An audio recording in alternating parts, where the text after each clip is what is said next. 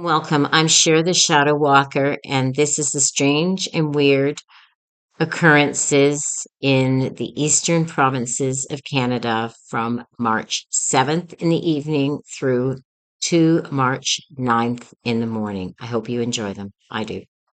So in Quebec, the Silent Pasture reports Gaspésie, Eastern Township. Similar reports in the Maritime Farmers near Bonaventure in Sherbrooke have reports of unusual livestock distress over the weekend.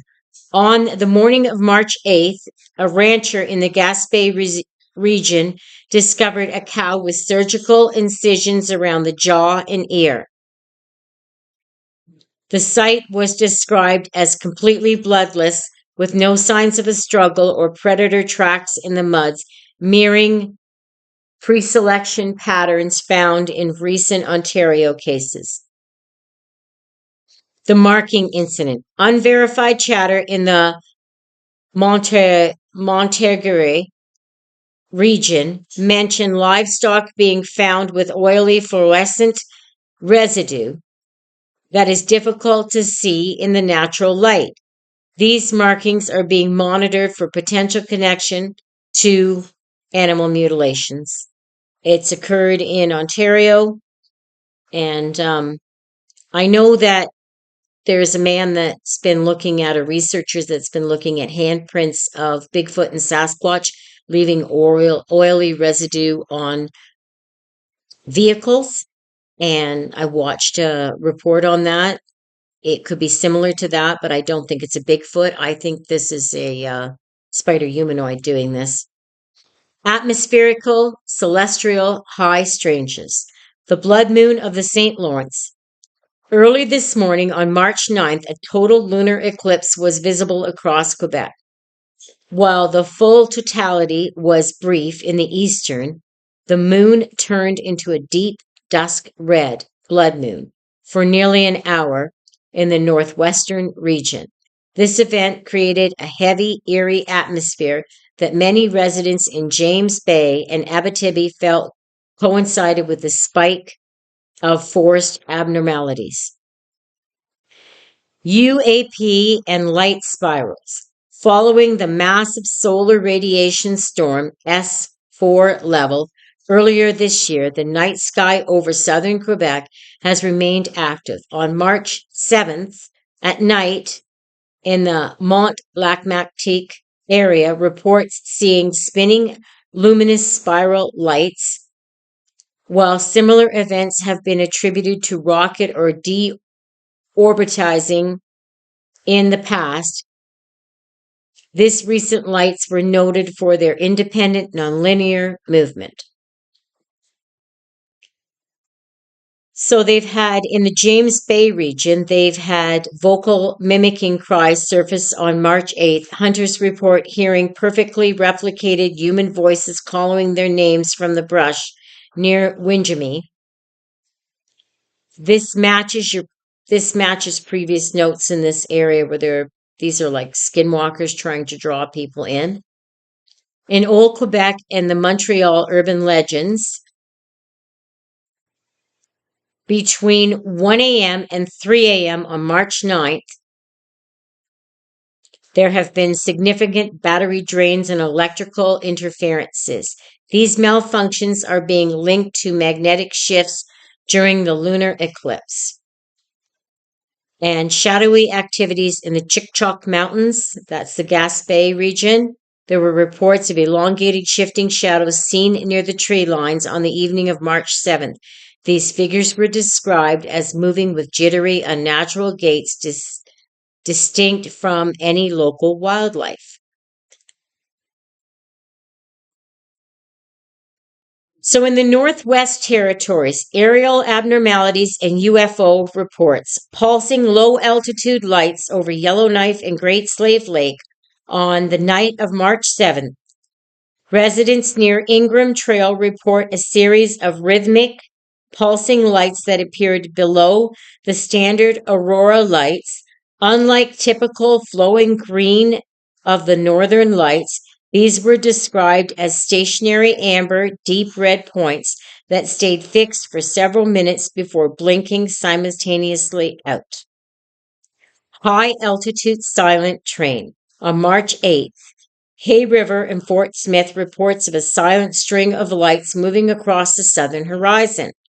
While often dismissed as satellite rays, local trackers noted the objects moved with fluid organic motion that seemed to react to local atmospheric conditions, appearing to dip in altitude as they crossed the lake.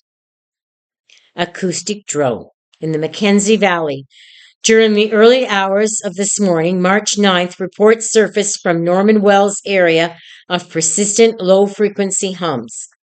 These mechanical sounding drone-like sound was felt and heard vibrating throughout the floorboards.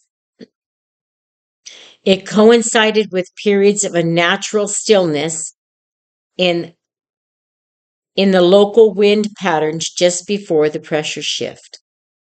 Animal and wildlife occurrences. In the last 48 hours, monitors in the Bathurst Inlet region noted erratic movement patterns of local herds. Instead of their standard migratory trajectory, groups of caribou were observed performing tight circles maneuvers in open tundra. This behavior is sometimes associated with high electromagnetic interference or predatory distress, though no predators were sighted. So again, they're being shocked by the ground.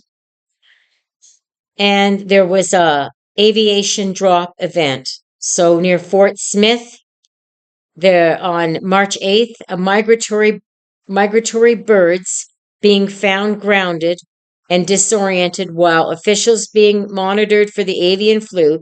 The sudden clusters of the drop in these birds during this specific magnetic window has noted by local observers. Sure, it's just like they're being shocked or disoriented. Some of them die when they drop, and some of them are just stunned.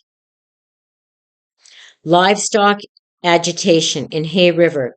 In a small agricultural pocket near Hay River, horses and smaller livestock were reported to be extremely spooked throughout the night of March 7th. Owners described the animals refusing to enter specific corners of their paddocks, reacting as if an invisible intruder was present. So it could be two things. It can either they could be ground shocked or spider humanoids, which can be translucent, could be there and naked to the human eye. Environmental atmospheric shifts.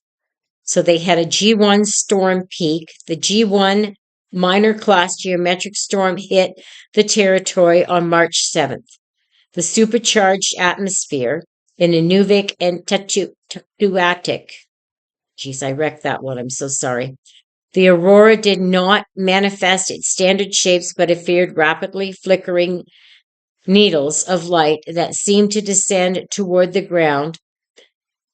Phenomena locally known as a picket fence, but occurred with much higher intensity than usual.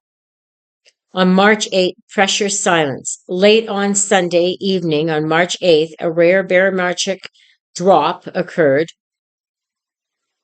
where the winds dropped to complete still across South Slave region for nearly 4 hours. This was followed by a violent surge of wind speeds, catching local travelers by surprise. And that's it for this 2 days, this 48-hour period. Thank you for listening, and I hope you have a wonderful day. And remember, heads up out there, there's a lot of strange and weird things out there. Don't be afraid to say it.